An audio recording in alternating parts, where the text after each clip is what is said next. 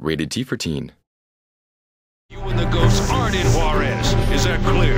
Clear as crystal, General. Good. Then make us proud, son. And, welcome to Juarez.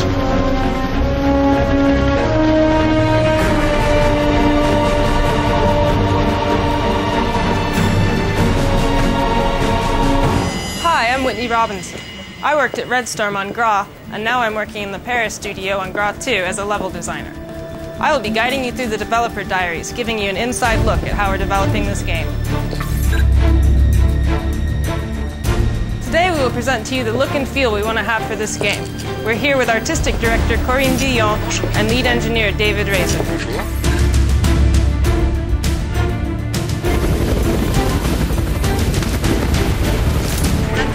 For the artistic direction on GRAW 2, we had two main objectives. First, we had to create a special ambiance so the players can really submerge themselves in the game. And secondly, we had to rework certain elements from GRAW 1 that needed to be improved upon. For GRAW 2, we developed a lot of new elements that we added to the game in order to enrich the storyline and bring in some new tech features. The game takes place on both sides of the American-Mexican border. The idea was for the player to protect the U.S. from any direct attack on U.S. soil. In order to build the drama around protecting this borderline at all costs, we have two main things. Through the use of filters, you can identify exactly which side of the border you're on, whether it's the U.S. or the Mexican side. The idea is that the graphic rendering evolves dynamically, giving an aspect to the game that's much more realistic than in the previous version. This new Ghost Recon story uses all new tech features that we've developed and added to the motor. So exactly what is ambient occlusion? Ambient occlusion is a visual technology feature that accurately reproduces the way shadows appear in relation to its geometry. For example, on a building with a balcony, the shadow under the balcony is stronger than on the facade of the building. In GRAW 2, we've also added in a real-time day and night cycle during the missions. This allows you to see the sun moving as you play, see the shadows on the ground change, and to really have the impression to live an adventure, minute after minute, just like in real life.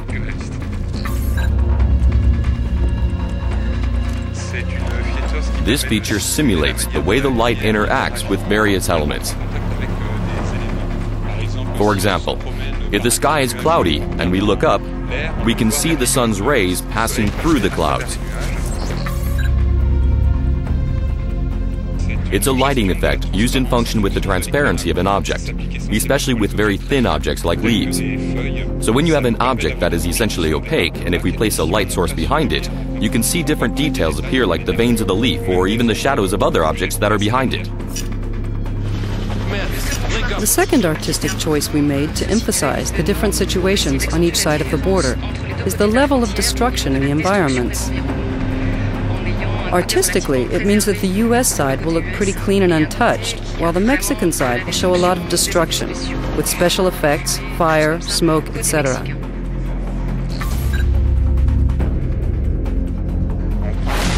Take the example of two cars burning in a street and a helicopter landing between them. The columns of smoke will move away from the helicopter and disperse.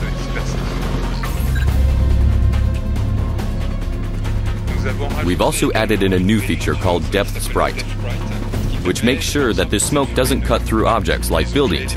Hence the smoke seems much more natural and we no longer notice the artificial side that was present in the previous games.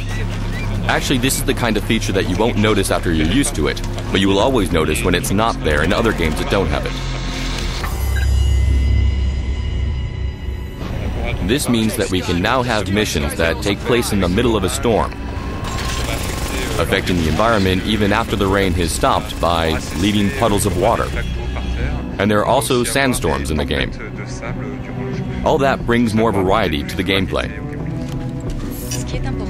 What's important is that each feature is developed separately, but they interact with one another. For example, ambient occlusion combined with HDR lighting simulates an extremely realistic light, making it almost exactly what the human eye would perceive. The combination of all of these new and advanced technologies is not just to look pretty, but also to make the game more fun.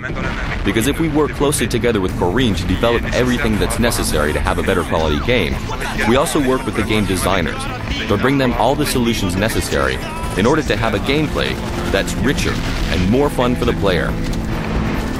I need this taken out!